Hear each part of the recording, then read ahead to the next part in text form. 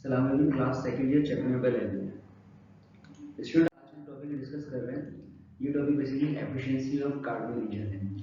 Karnaugh engine क्या था? तो लास्ट लेक्चर के अंदर हमने ये देखा, कार्नो इंजन एक हीट इंजन को कहते हैं और हीट इंजन का काम होता है कि हीट एनर्जी को वर्क डन में कन्वर्ट करना, यानी जिस जगह से ये हीट को एब्जॉर्ब करता है हम उस ऑब्जेक्ट को सोर्स कह रहे थे, और कुछ हीट को ये रिजेक्ट करता है, उसको हम सिंक कहते हैं।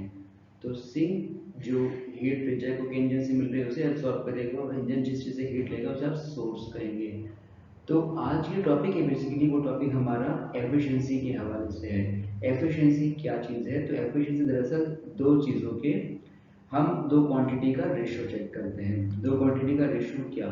तो दो क्वांटिटी का रेशियो बेसिकली हम आउटपुट पावर और इनपुट पावर की बात करते हैं। पावर की जब बात की जाती है, पावर का मतलब the rate of doing work. तो हम यहाँ पर ये चेक करेंगे कि हम आउटपुट पे क्या सप्लाई कर रहे हैं और इनपुट पे क्या प्रोवाइड कर रहे हैं। बेसिकली हम इस चीज़ को चेक करते हैं। तो जब बात आती है इंजन की, तो इंजन की इनपुट साइड और आउटपुट साइड को हम कुछ इस तरीके से देखते हैं कि इंजन एक साइक्लिक प्रोसेस पे काम कर रहा है। कार्नो इंजन साइक्लिक प्रोसेस का मतलब ये था कि इंजन अपनी इनिशियल प्रॉपर्टीज पर वापस आएगा, यानी जो उसका इनिशियल प्रेशर था वो वही हो जाएगा। इस तरह प्रेशर के बाद वॉल्यूम पे भी कोई फर्क नहीं पड़ेगा एट द एंड, और टेम्परेचर भी वही रिटेन रखेगा। अगर ऐसा होता है तो इट मीन वो साइक्लिक प्रोसेस कर रहा है। इस साइक्लिक प्रोसेस के दौरान स्टूडेंट जो इंजन हीट एब्जॉर्ब करता है उस हीट को हम डिनोट करते हैं Q1 से। तो Q1 means heat absorb by the engine और heat added to the system. Q2 means heat expelled, जो इंजन से हीट निकल रही है, रिलीज हो रही है इंजन से, उसे हमने Q2 से रिप्रेजेंट करना है। देखिए मिसाल के तौर पर ये हमारे पास एक सोर्स है, जहाँ पर ये किस चीज़ का सोर्स है जो हीट प्रोवाइड करेगा। कितनी हीट प्रोवाइड कर रहा है तो उसको हमने रिप्रेजेंट किया है Q1। तो Q1 means heat provide by the source. किसको प्रोवाइड कर रहा है स्टूडेंट? तो ये हीट प्रोवाइड कर रहा है इंजन को। कौन सा इंजन है? ये बेसिकली कार्नो इंजन है, जिसकी एफिशिएंसी रियल इंजन की से ज़्यादा होती है। हम उस इंजन को हीट का अमाउंट दे दें Q1, जबकि कुछ अमाउंट इंजन जो है वर्क डन में कन्वर्ट नहीं कर पाएगा, तो वो अमाउंट बेसिकली इंजन से बाहर चला जाएगा। उस अमाउंट को हमने रिप्रेजेंट किया Q2 से, और जिस ऑब्जेक्ट को ये अमाउंट हम सप्लाई करेंगे, प्रोवाइड करेंगे, या जो ऑब्जेक्ट इस अमाउंट को एब्जॉर्ब करेगा हीट के, उस अमाउंट उस ऑब्जेक्ट को आप नाम देंगे सिंक।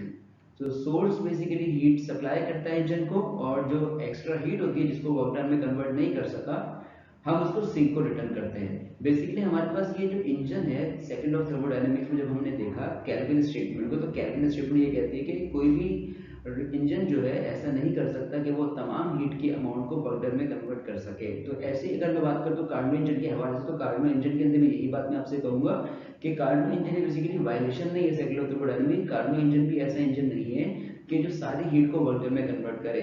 कुछ अमाउंट को रिजेक्ट करना है, कुछ अमाउंट वेस्ट होगा हीट का, सिंक की तरफ जाएगा। It means all the amount of heat can not be convert into work done.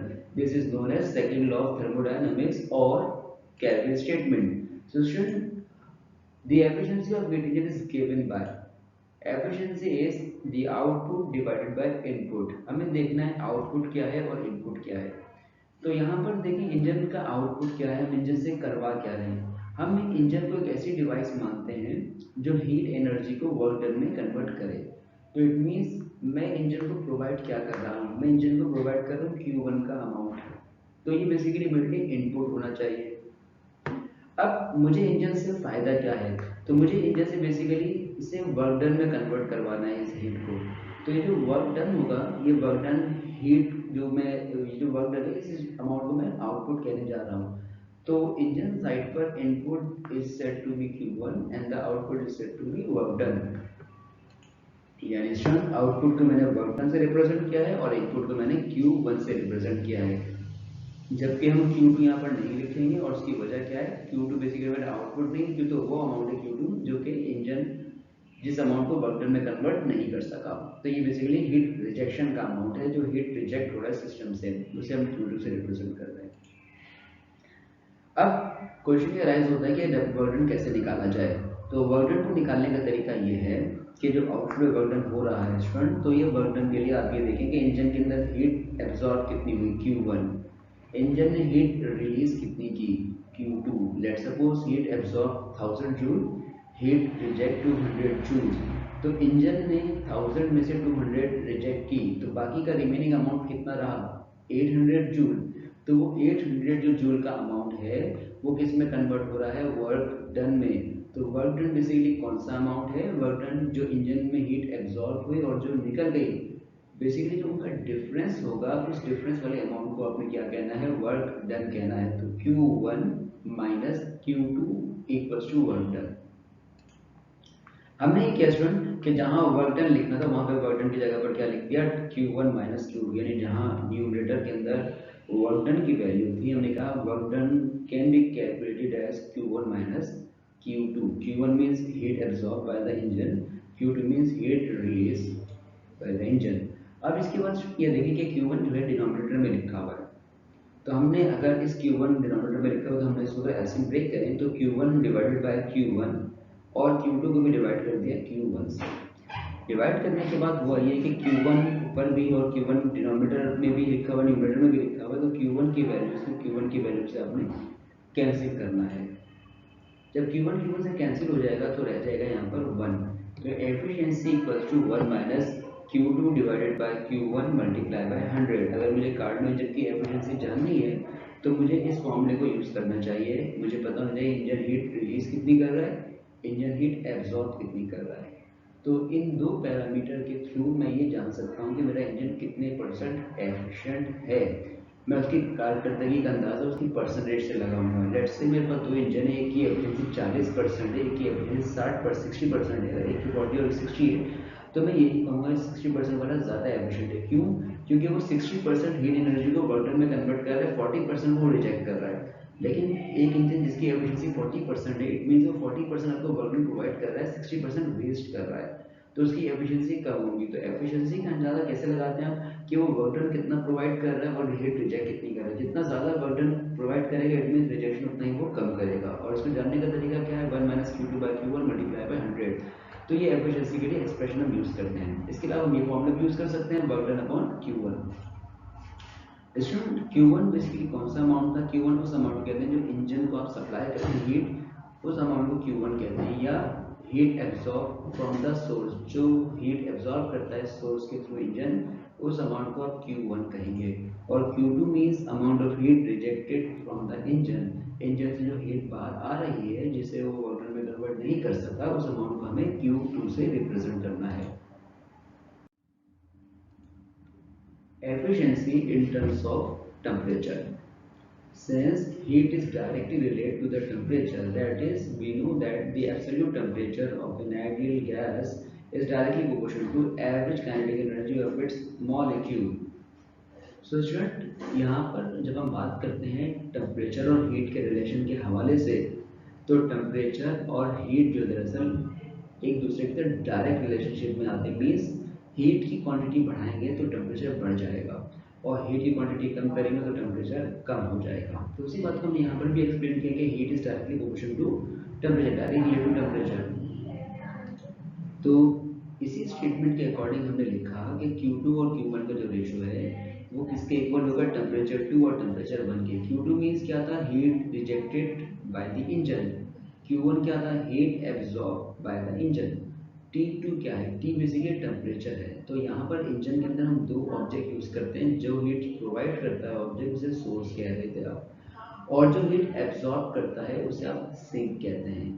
तो T1 जो पहला ऑब्जेक्ट है वो सोर्स से को रिप्रेजेंट करता है, it means temperature of source को T1 कहेंगे और टेम्परेचर ऑफ सिंक को आप T2 कहेंगे। तो T2 means temperature of sink, T1 means temperature of source. अब जो प्रीवियस फॉर्मूला बना था स्टूडेंट, वो फॉर्मूला क्या था, वो फॉर्मूला कुछ ये था कि जहाँ आपने T2 और T1 लिखा हुआ देखा है यहाँ पर, तो प्रीवियस फॉर्मूले में ऐसा नहीं था। प्रीवियस फॉर्मूले में लिखा हुआ था E is equals to 1 minus Q2 by Q1। तो एफिशिएंसी का जो लास्ट फॉर्मूला हमने ड्राइव किया वो ये था 1 माइनस, न्यूमरेटर में था heat release by the engine यानी Q2, डिनोमिनेटर में था heat absorb by the engine, और इनका प्रोडक्ट जो ले रहे थे वो बेसिकली मल्टीप्लाई बाय 100 था, 100 हम प्रोडक्ट में ले रहे थे। इसका मतलब ये हुआ कि प्रीवियस फॉर्मूला जो बेस कर रहा था वो हीट एब्सॉर्ब और हीट रिलीज के हवाले से था। अभी हम जो फॉर्मूला अरेंज करना चाह रहे हैं वो फॉर्मूला कुछ ये है कि हम एफिशिएंसी को कैलकुलेट करना चाह रहे हैं टेम्परेचर के हवाले से। हम ये कहेंगे कि Q2 और Q1 डायरेक्टली टेम्परेचर से हैं, तो आप Q2 की जगह T2 और Q1 की जगह T1 मीन इस रेशियो को आप किसके इक्वेट कर रहे हैं, T2 और T1 के। तो मैं Q2 और Q1 को यहाँ से रिप्लेस करके इनकी जगह पर लिखने जा रहा हूँ T2 और T1। T1 क्या है और T2 क्या है? तो T1 का मतलब टेम्परेचर ऑफ सोर्स और T2 का मतलब टेम्परेचर ऑफ सिंक, यानी वो ऑब्जेक्ट जिसका टेम्परेचर ज़्यादा है उसे T1 कहेंगे, हाई टेम्परेचर ऑब्जेक्ट, और जिसका टेम्परेचर कम है आप उसे क्या कहेंगे, T2, लो टेम्परेचर ऑब्जेक्ट, आप उसे T2 से रिप्रेजेंट करेंगे। Student, now we are going to discuss, is it possible the efficiency of Carnot engine equals to 100%? तो जो नेक्स्ट क्वेश्चन है वो यही है हमारा, क्या हम ये कर सकते हैं? हम ये बात का आंसर क्लियरली दे सकते हैं कि सेकंड ऑफ थर्मोडायनामिक्स इस चीज़ की हमें परमिशन नहीं देता। सेकंड ऑफ थर्मोडायनामिक्स कहता है कि it is not possible to construct such type of engine which is 100% efficient. Kelvin statement यही है कि आप सारी हीट को, जैसे इस डायग्राम में आप देख सकते हैं कि जो हीट हॉट बॉडी से आ रही है क्यू के नाम से, आप उसे सारी के जो वर्क डन में कन्वर्ट कर रहे हैं, और आप किसको कुछ प्रोवाइड नहीं कर रहे हैं, आप कोल्ड बॉडी को हीट प्रोवाइड नहीं कर रहे। इट मीन्स डायग्राम हमें ये बता रही है, ब्लॉक डायग्राम, कि जो सारा हीट का अमाउंट है वो किसमें कन्वर्ट हो रहा है, वर्क डन में। तो बेसिकली ये केल्विन की कंप्लीट वायलेशन है। केल्विन की स्टेटमेंट ये है कि आप सारी हीट के अमाउंट को वर्क डन में चेंज नहीं कर सकते, कुछ अमाउंट को रिजेक्ट होना है, सिस्टम से जाना है वह कोल्ड बॉडी की तरफ, सिंक की तरफ। तो इन केस हमने वायलेशन कर दी, हमने कहा हम बिल्ड करना चाहते हैं एक इंजन जिसकी एफिशिएंसी कितनी हो, 100% हो। तो 100% एफिशिएंसी कब होती है, जब सारी हीट वर्क डन में कन्वर्ट होगी और वहां पर Q2 का अमाउंट किसके इक्वल होगा, 0 के इक्वल होगा। अब इस चीज़ को प्रूव करने के लिए हमने कहा लेट्स से अगर मैथमेटिकली अगर हम इस चीज़ को देखना चाहें क्या ये ऐसा मुमकिन है, क्योंकि सेकंड ऑफ थर्मोडायनामिक्स को क्लियरली जो है हमें अलाउ नहीं कर रहा, उसकी तरफ से जो है वायलेशन है ये। तो हमने कहा लेट्स से एफिशिएंसी का आंसर 100% लेकर आना है। तो लाने के लिए हमने कहा अगर T2 यानी सेकंड जो ऑब्जेक्ट है, सेकंड ऑब्जेक्ट के टेम्परेचर को कहते हैं हम 0। अगर सेकंड ऑब्जेक्ट का टेम्परेचर 0 केल्विन है यानी T2 का टेम्परेचर, तो हम T2 की जगह पर लिख देंगे 0। अब जब T2 की जगह पर 0 आएगा स्टूडेंट, तो फर्दर सिंप्लीफिकेशन के बाद कुछ ये होगा कि 0/T1, जब 0 को T1 से डिवाइड किया जाता है तो जवाब आ जाएगा 0। तो 1 - 0 यानी कि 1 इंटू 100 करें आप, तो 1 इंटू 100 होता है। इसका मतलब ये हुआ कि efficiency can be equals to 100%, यानी 100% से मुराद जितनी भी आप जो हीट प्रोवाइड करेंगे वो हीट इसमें कन्वर्ट हो जाएगी वर्क डन में। लेकिन ये बात हम अगर देखें तो ये किसके अगेंस्ट जा रही है, कौन से स्टेटमेंट के अगेंस्ट जा रही है, it's a violation of kelvin statement. चलें, अगर हम कहते हैं हमने तो प्रूव कर दिया मैथमेटिकली कि ये चीज़ मुमकिन है, लेकिन प्रॉब्लम एक ये भी आएगी हमारे लिए कि not possible to achieve absolute 0। हमने ये कंसिडर किया एफिशिएंसी 100% करने के लिए कि सेकंड ऑब्जेक्ट का टेम्परेचर कितना होना चाहिए, 0 केल्विन होना चाहिए। लेकिन तो आगे हम ये बता रहे हैं कि it is not possible to achieve the temperature of 0 kelvin, जिसका नाम होता है एब्सोल्यूट 0 केल्विन को एब्सोल्यूट 0 भी कहते हैं। इसका मतलब ये हुआ कि अगर एफिशिएंसी 100 करनी तो T2 को 0 करना पड़ेगा, और अगर T2 को 0 करना तो हमने ये जो लाइन लिखी है यहाँ पर, वो लाइन क्लियरली हमें मना कर रही है कि आप T2 को 0 नहीं अचीव कर सकते। तो आप कह सकते हैं कि एफिशिएंसी 100% के इक्वल नहीं होती। ऐसा करने के लिए T2 को 0 होना पड़ेगा और 0 अचीवेबल टेम्परेचर नहीं होता। अब इन तमाम बातों को कंक्लूड करते हैं student, the efficiency of an ideal heat engine by theoretical limit it always less than 1 और 100%। ये एफिशिएंसी है, तो एफिशिएंसी इंजन की 100% नहीं हो सकती, यानी जितनी भी हीट है आप सारी हीट को वर्क डन में कन्वर्ट नहीं कर पाएंगे। कुछ हीट का अमाउंट किसमें कन्वर्ट होगा, वर्क डन में, बाकी जो अमाउंट होगा वो अमाउंट रिजेक्ट करना पड़ेगा, यानी efficiency always less then 100%। Real heat engine can not attain the Carnot efficiency. हमारे पास अब दो तरह के इंजन की क्लासिफिकेशन हो गई, एक इंजन रियल इंजन हम कह रहे हैं और एक इंजन को हम यहाँ पर कह रहे हैं जो कार्नो है। अब दोनों में फर्क क्या है, कार्बन इंजन के अंदर लॉसेस नहीं होते, हीट लॉसेस नहीं होते, फ्रिक्शन लॉसेस नहीं होते कार्बन इंजन के अंदर। तो हम कह सकते हैं कार्बन इंजन जो है ज़्यादा एफिशिएंट इंजन है as compare to real engine.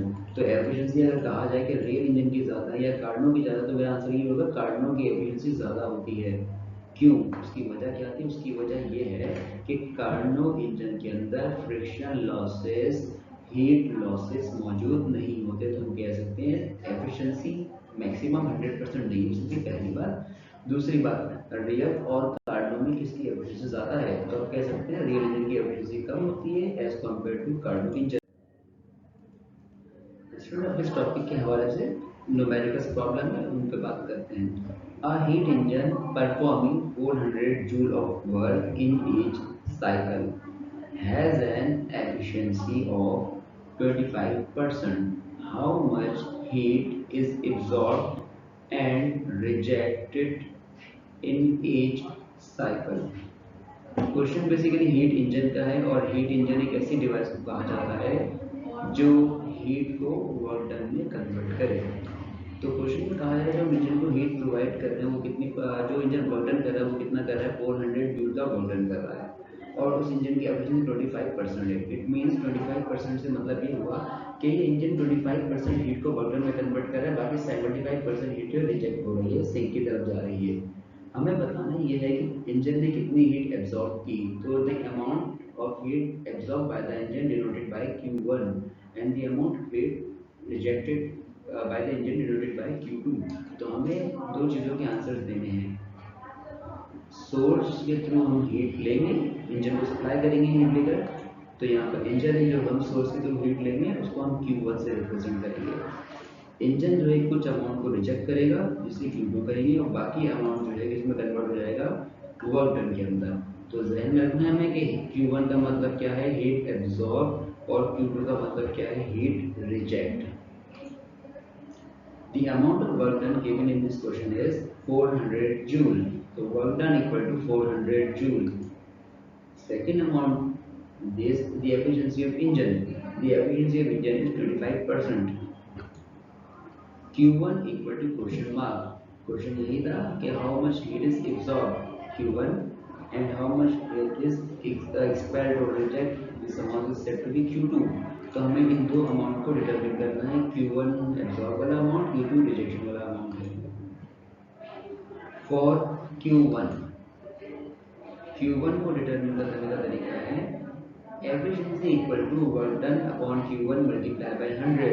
अगर हमें एफिशिएंसी फाइंड करनी है तो एफिशिएंसी को फाइंड करने का तरीका है कि आप वर्क डन की वैल्यू को Q1 से डिवाइड करेंगे, मल्टीप्लाई बाय 100 करेंगे। वर्क डन कितना है? तो वर्क डन है 400 जूल, एफिशिएंसी कितनी है? 25%। तो हम फॉर्मूले को अरेंज कर Q1 की वैल्यू को डिटरमिन करते हैं। एफिशिएंसी 25 और वर्क डन 400। सो स्टूडेंट हमने यहाँ पर जो है इंटरचेंज किया, Q1 को 25 और 25 को Q1 की जगह लिखा। तो Q1 फर्दर अगर सिंप्लीफाई करते तो 400 मल्टीप्लाई बाय 100, 400 100 सा यानी कि आपको जवाब मिल जाएगा 40,000। डिवाइड किससे करना है? आपने 25 से। तो डिवाइड करने पर आपको आंसर मिलना है 1600 जूल, यानी इंजन ने कितनी हीट एब्जॉर्ब की है? तो उसका जवाब है 1600 जूल। अब हमें ये देखना है कि हीट रिजेक्ट कितनी की है। तो देखिए वैसे एब्जॉर्ब कर रहा है 1600 जूल, वर्क डन कर रहा है 400 जूल। इसका मतलब अगर एब्जॉर्ब 1600 जूल कर रहा है, वर्क डन 400 कर रहा है, तो इसका मतलब 1600 में से 400 तो वर्क डन हो गया, पीछे कितना अमाउंट रह गया? 1600 माइनस 400, और ये किसके इक्वल होता है? 1200 के इक्वल होता है। इसका मतलब ये हुआ कि मुझे इन दोनों अमाउंट को 1600 में से 400 को माइनस करना है। इसी बात को हम लिखते हैं work done equals to Q1 minus Q2। Work done की वैल्यू 400, Q1 की वैल्यू 1600, Q2 डिटरमिन करना है यहाँ पर। स्टूडेंट माइनस का Q2 को हमें शिफ्ट करना है लेफ्ट साइड पर, 400 को शिफ्ट करना है राइट साइड पर। 1600 में से 400 को आपने माइनस करना है, तो 1600 माइनस 400, ये आंसर मिलेगा आपको 1200 जूल। इसका मतलब ये हुआ कि जो इंजन है वो 1600 एब्जॉर्ब कर रहा है, 1200 रिजेक्ट कर रहा है और 400 वर्क डन में कन्वर्ट कर रहा है, यानी 1600 का ब्रेकअप यहाँ पर कुछ ये है कि 400 work done 1200 rejection equals to 1600।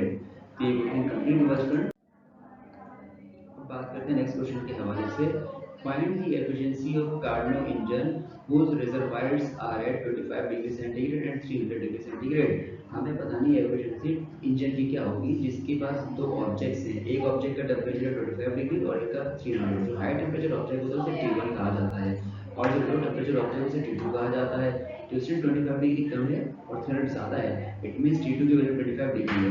लेकिन हमें पता है कि टेम्परेचर नॉट केल्विन होना चाहिए और यहाँ सेंटीग्रेड में आ रहा है, तो हमें सेंटीग्रेड को केल्विन में चेंज करना है। और सेंटीग्रेड केल्विन में चेंज करने का तरीका ये होता है कि आप इसमें प्लस करेंगे।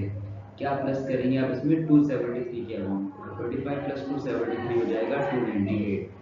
इसी तरीके से T1 T1 की वैल्यू 300 डिग्री सेंटीग्रेड है। 300 में जब आप 273 ऐड करेंगे तो 573 केल्विन हो जाएगा। तो T1 और T2 के दोनों अमाउंट्स हमें गिवन है। हमें फाइंड करना है एफिशिएंसी। अब एफिशिएंसी के मुख्तलिफ फॉर्मूले हैं। मुख्तलिफ फॉर्मूले मतलब एक एफिशिएंसी का जनरल फॉर्मूला है कि आपको दो चीज़ों का रेशियो देखना होता है, आउटपुट इनपुट। इंजन के अंदर जो आउटपुट होता है आप उसे कहते हैं W और जो इनपुट होता है उसे कहते हैं Q1 यानी W divide by Q1 into 100। एक तरीका ये हुआ। एक तरीका और है, वो ये है कि efficiency equals to 1 minus Q2 upon Q1 multiply by 100।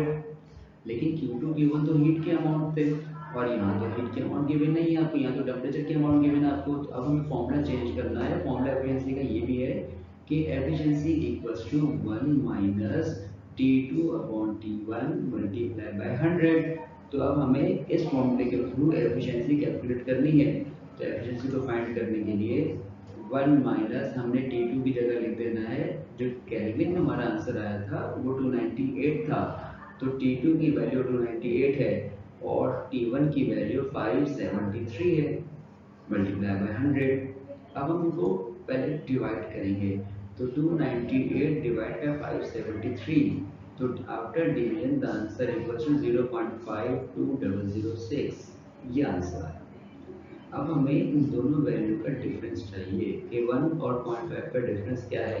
तो इनका डिफरेंस आया 0.4799। अब जाहिर सी बात है हमें 100 का प्रोडक्ट भी लेना है इनका, तो जब प्रोडक्ट लेंगे 100 के साथ तो आंसर आएगा 47.99%। यानी अगर मैं कहूँ आपसे राउंड ऑफ के बाद, तो ये जो इंजन है इसकी एफिशिएंसी किसके इक्वल है, 48% के इक्वल है। 48% का मतलब क्या, इसका मतलब 48% amount of heat work done में कन्वर्ट हो रही है, जबकि 52% वो हीट का अमाउंट है जो वर्क डन में चेंज नहीं हो सका। तो ये इंजन एज सच इतना एफिशिएंट नहीं है क्योंकि ये लेस देन 50% जो है वर्क डन आपको प्रोवाइड कर रहा है, और जो बाकी का अमाउंट है ये किस ऑब्जेक्ट को रिजेक्ट कर रहा है, ये रिजेक्ट कर रहा है कोल्ड बॉडी को, ये जिसको आप क्या कहते हैं, जिसको आप सिंक कहते हैं। अगर मैं ये कहूँ आपसे कि इस 48 जो आंसर आ रहा है 48%, आप इस अमाउंट को इंक्रीज करें, एफिशिएंसी को इंक्रीज करें, तो इंक्रीज कैसे होगा। इंक्रीज का तरीका ये हो सकता है कि आप ये देखिए कि कोल्ड बॉडी का टेम्परेचर 25 डिग्री सेंटीग्रेड है, तो अगर मैं इसका टेम्परेचर आहिस्ता आहिस्ता कम करना शुरू कर दूँ 25 डिग्री सेंटीग्रेड से, तो कम करने के नतीजे में क्या होगा, जो आपकी एफिशिएंसी का आंसर होगा उस एफिशिएंसी के आंसर पे फर्क पड़ेगा। तो आहिस्ता आहिस्ता एफिशिएंसी 48 से 49 होगी, 49 से 50, क्योंकि हमने एक बात ये देखी थी कि अगर एफिशिएंसी हमें 100% चाहिए तो 100% के लिए जो हमने T2 रखा था वो T2 0 केल्विन था। अगर मैं T2 0 केल्विन अज्यूम करता हूँ तो एफिशिएंसी 100% आएगी, लेकिन यहाँ T2 की वैल्यू 25 डिग्री सेंटीग्रेड यानी 298 केल्विन है।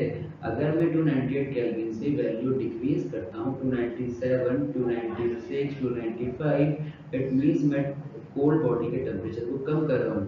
जब कोल्ड बॉडी के टेम्परेचर को आप कम करेंगे तो कम करने का मतलब ये होगा कि आप दरअसल उसकी एफिशिएंसी के अंदर मुसलसल इजाफा कर रहे हैं।